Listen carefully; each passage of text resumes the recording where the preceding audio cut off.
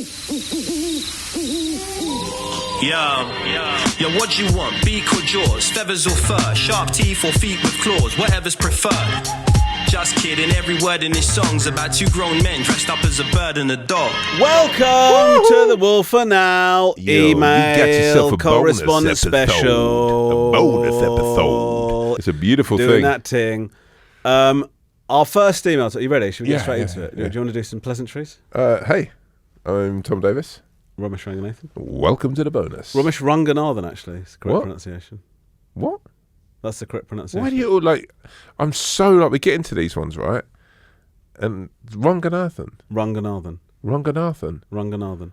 Ranganathan. Ranganathan. Ranganathan. Ranganathan. Ranganathan. There you go. Ranganathan. Yeah. What do you think? Do you think I'd have had a different career if I'd have called Romesh Ranganathan?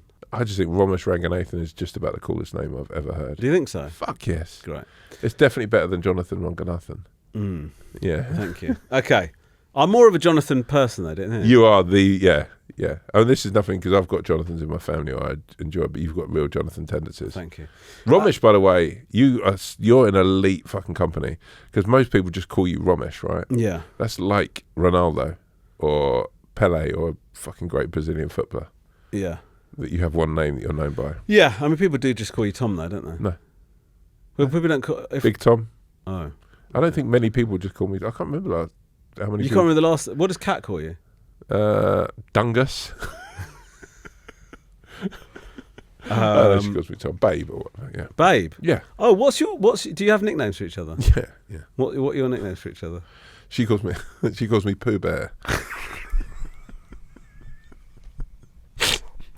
That's very cute. What do you call her? I used to call her Goober.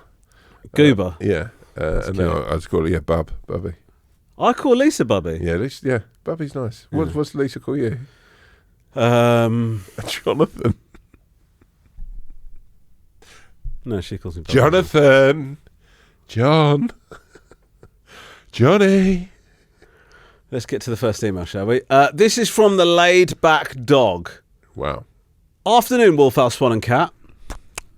People don't need to address Swan and Cat anymore, do they? I think it's quite nice if they do. Fine, I think, fine. I mean, neither of them listen to this. They don't anymore. contribute or listen. Can you settle a dispute with my wife and I? Listening to your live show episode, my wife is convinced that you'd have multiple women flashing their boobs to you at the shows. I don't think this would be the case. Could you help us out and let us know? Do you ever get flashed or receive unsolicited tit pics? What? I don't know where this has come from. This it's come from the Laid Back Dog. Yeah, the Laid Back Dog is... I don't know. Why would your wife think that? Also, it's two very neaky men talking about what losers they are. Yeah. At what point do you think? Well, I think it would be really a strange thing for. Yeah. I mean, look, let's get it out there. We'd love it if it happened. I don't. I think I'd be. No, I'm joking. No, it doesn't happen. No. It would be an insane thing. I can't think of the last pair of boobs I saw that weren't Lisa's. I Mine can't think my of own. Lisa's. Yeah, I guess so. My moves. Do you ever get propositioned? I did actually get quite a lot of dick pics. Mm. I think it happens grossly quite. I think actresses I know have had more. I think men are more men seem more inclined to send that sort of grot. Yeah. I mean, Catherine Ryan gets sent some pretty grim stuff. Really? Yeah. Have you ever sent a dick pic? No. If you were, I haven't got that much confidence in. I know. I don't understand. I just don't understand it. Why do you'd not send understand it. It's just the thought of sending it, like I get anxiety sending you a text. Yeah, it's a very But you always sign off with a dick pic, don't you? But that's why. You if I send worried. you a text, just going, "Oh, you're okay, bro. What are you up to today?" Right? I then go, "Oh, was that a bit thirsty?" I worry about that text. The thought of sending someone a picture of your fucking phallus, of your dick, and then just going, and then sending it, and that must be agonising. The wait, 3 dots for ages. Too Read much. no reply. Too much to even think about. Have you sent one? Loads of times, yeah. Some of the teachers at the boys' school.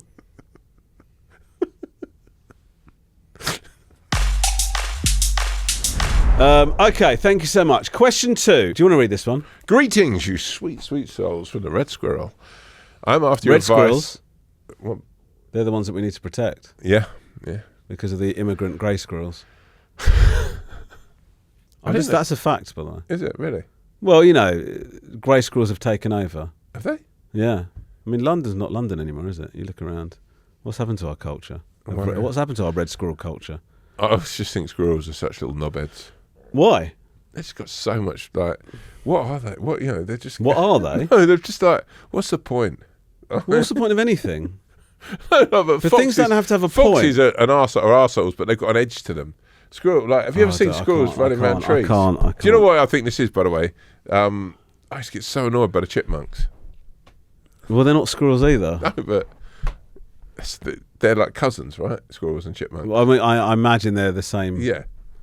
And those little chipmunks. Watch out, 'cause here we come. Early Diamond, Theodore.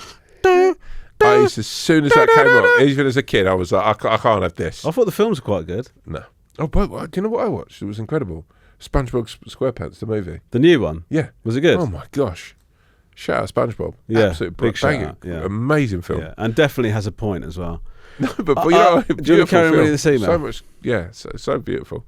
I'm after your advice on a genuinely bizarre incident involving our cat and our neighbour. A few nights ago, we got a call from a local vet saying our 11-year-old cat had been brought in and we needed to come down urgently. When my wife arrived, she found one of our neighbours in reception, clearly distressed, waiting for news about our injured cat. This is weird. Some context, our cat is extremely friendly and has a habit, much to my annoyance, of wandering into other people's houses. As he's got older, he's also become less diligent with his grooming, leading to some matted clumps of fur. We've discussed this with the vet, who advised us not to cut them ourselves.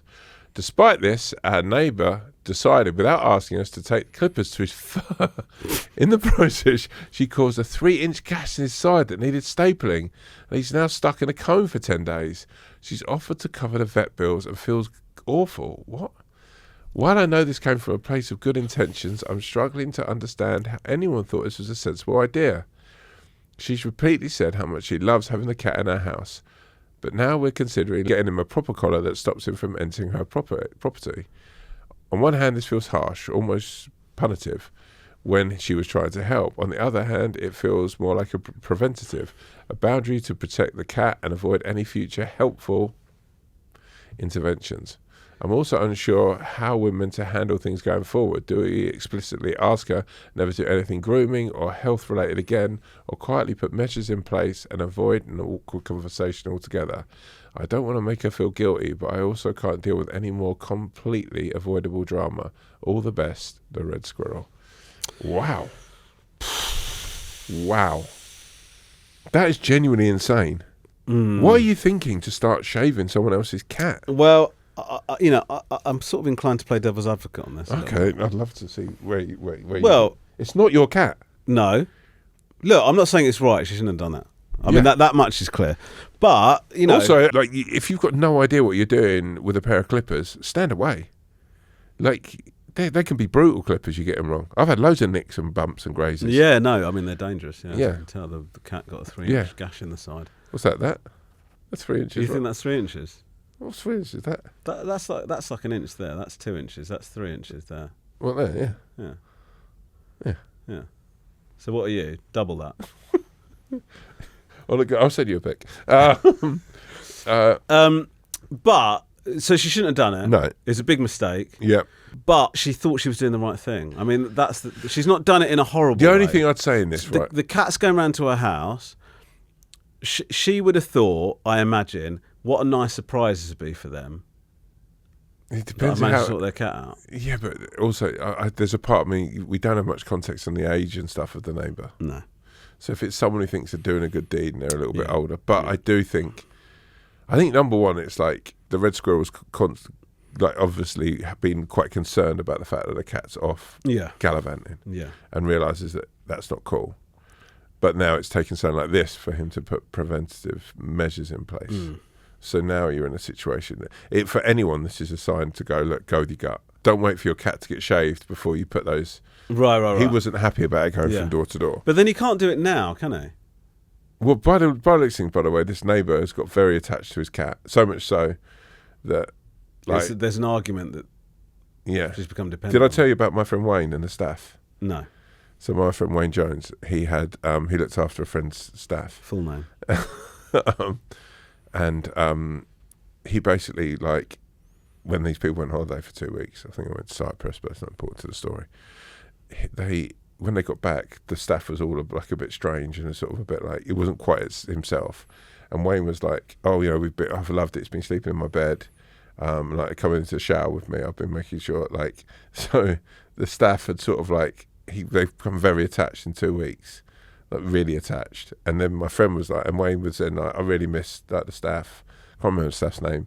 And then look, as long as you've got Wayne Jones's full name. No, and then the staff was constant. Like Wayne would be like, "Is it all right if I pop round and see the staff?" And whenever he'd come round, the staff was so obsessed with Wayne that they sort of had to say, "Look, you know, he's our dog. Like he's pining for Wayne." So it's like once you've got a pet, you've got to be very careful that other people, you know, with that kind of vibe. I mean, everything about the story is just sort of you dancing around the fact that you think Wayne fucked the staff.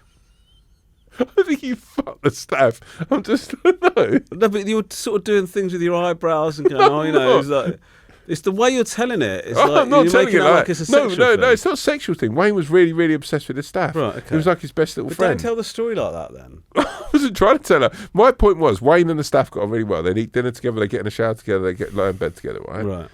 Like, and sleep and whatever, and go out for long walks, and they do nice things together, right? Is that the staff loved that life because Wayne was on his own at the time.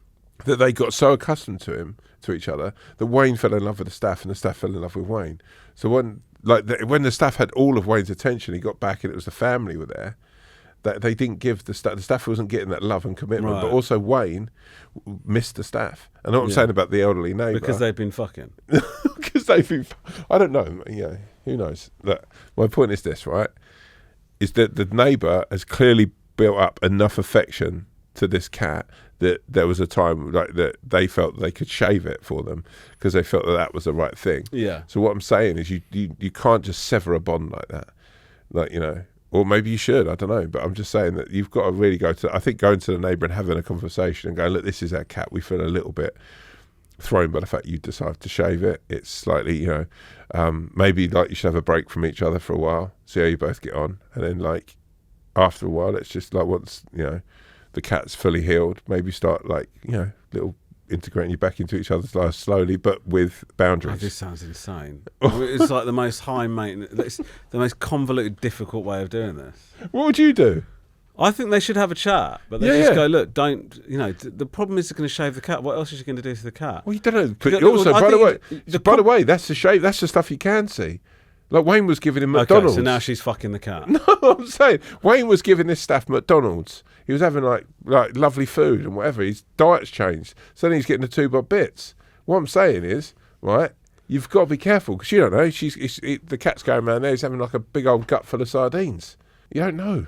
Yeah, sure. Look, the truth is, it's your cat. So if you want to put a Yeah. collar on it and stop it going around there, that's well. What? within And your by the way, rights. that I think it's quite. that means you've got to put a thing on the door that the cat, that, so that you'd have to go to the neighbour and go, "We put this thing so there's an electric volt that hits the cat as it comes through your door."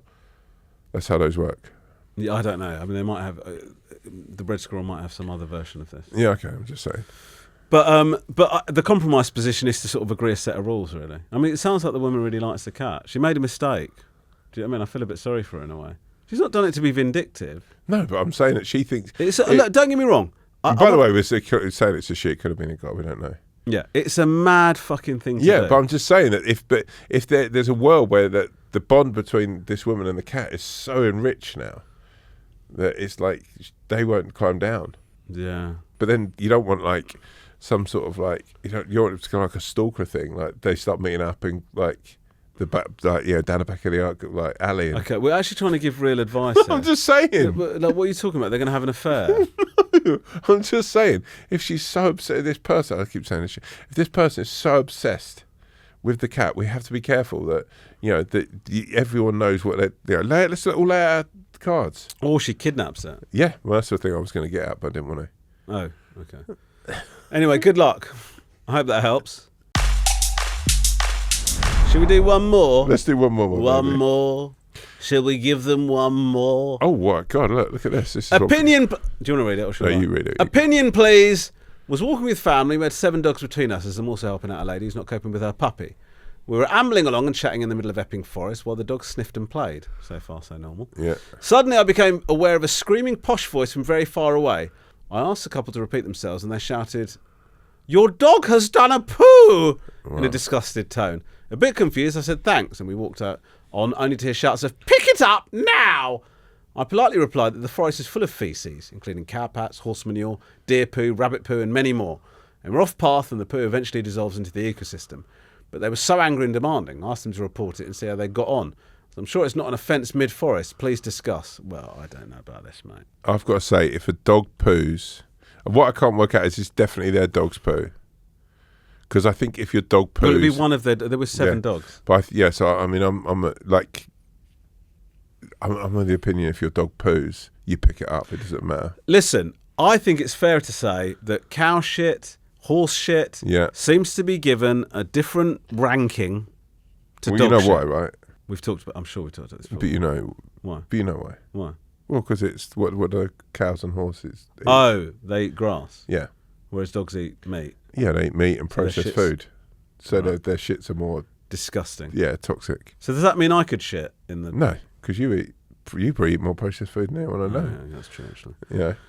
Than anyone you know? No, because you're a vegan. So loads of vegan stuff's ultra processed. Well, you don't know my diet. Well, no, actually, to be fair, I'm being a bit presumptuous there. I do apologise, but I do know you do you like your bacon and stuff like that? I have it occasionally. But it's not my staple diet. I love it when you get annoyed about the smallest things. The last episode, I questioned you as a father so vigorously, and you just went, "Oh, cool, I can take this." This is literally the hill you're going to die on. You don't know my diet. You don't know my fucking diet, mate. Yeah, sorry. Literally, flushed cheeks. Fucking have it, mate. Anyway, I'm going to be... look, I thank you for listening to the podcast.